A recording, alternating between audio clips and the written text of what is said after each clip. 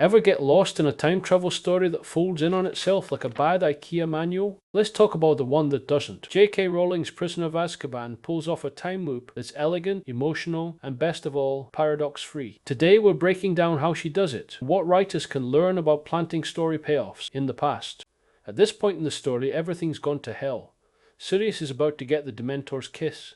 Buckbeak's been executed, and Harry's still haunted by the idea that his father, dead for years, might have saved him. This is where most time travel stories go full headache. Multiple timelines, branching realities. Someone accidentally kisses their grandmother. But Rowling? She keeps it tight. Every new revelation fits inside what we've already seen. Here's the genius. The characters don't change the past. They fulfill it. Harry watches his earlier self, hides when he needs to, throws stones to distract just like he remembered someone doing. There's no confusion, no new timeline, just layers peeled back. And then the Patronus. Bright, blinding, life-saving. Young Harry thinks it's his father, but later when it's his turn he realizes it was me, not metaphorically, literally. He cast the spell. It had already happened. This is what's called a closed causal loop, or in writer terms, a really satisfying full circle moment. Every mystery from earlier in the story, solved by their future selves. The noise in the woods, Hermione. Buckbeak's escape, Hermione, the Patronus, Harry himself. There's no paradox, no multiverse needed. Just one loop-tight, stable, and utterly grounded in character.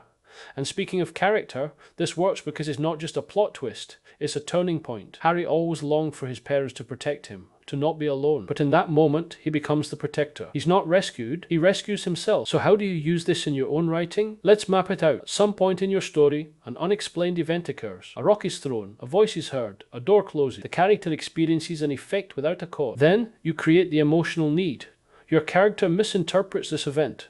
They desperately want it to be something else. A sign, a ghost, a rescuer. Their hope or fear gives the mystery its emotional weight. Finally, you fulfill the loop.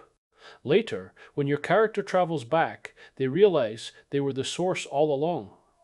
They don't change what happened. They become the cause of the effect they already experienced.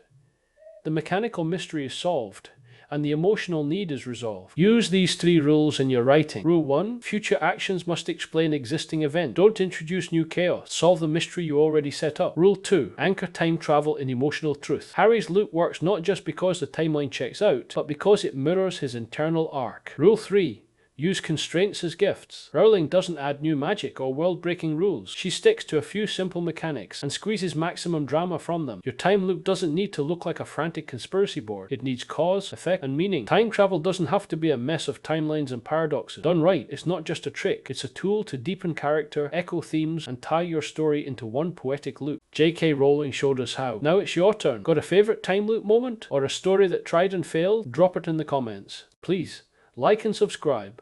If you enjoy these breakdowns, see you next time.